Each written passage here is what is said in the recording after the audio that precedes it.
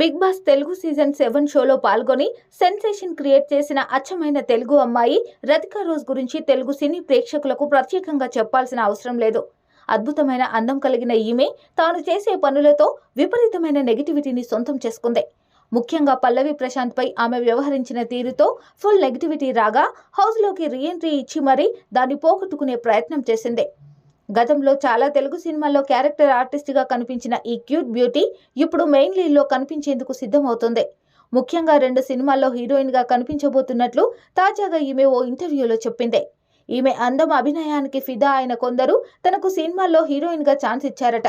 ముఖ్యంగా తమిళంలో ఓ పెద్ద ప్రొడక్షన్లో హీరోయిన్గా అవకాశం వచ్చిందని, అయితే దాన్ని వాళ్ళు అధికారికంగా ప్రకటించిన తర్వాతే తాను కూడా రివీల్ చేయాలనుకుంటున్నట్లు చెప్పింది.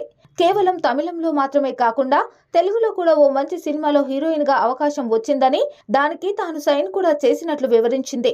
అయితే ఇది కూడా అఫీషియల్ అనౌన్స్మెంట్ వచ్చిన తర్వాతే తాను చెప్తానని తెలిపింది. ఇప్పుడిప్పుడే తాను కెరియర్లో ముందుకెళ్లేందుకు ప్రయత్నాలు చేస్తున్నానని, ఇప్పట్లో పెళ్లి చేసుకునే అవకాశం లేదని తెలిపింది. పెళ్లి చేసుకునేందుకు చాలానే సమయం పడుతుందని వెల్లడించింది.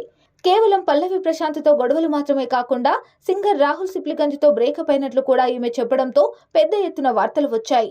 బ్రేకప్ అయిన తర్వాత డిప్రెషన్లోకి వెళ్లారని చెప్పిన ఈమె ఇప్పుడిప్పుడే కెరియర్పై ఫోకస్ చేస్తున్నట్లు వెల్లడించింది.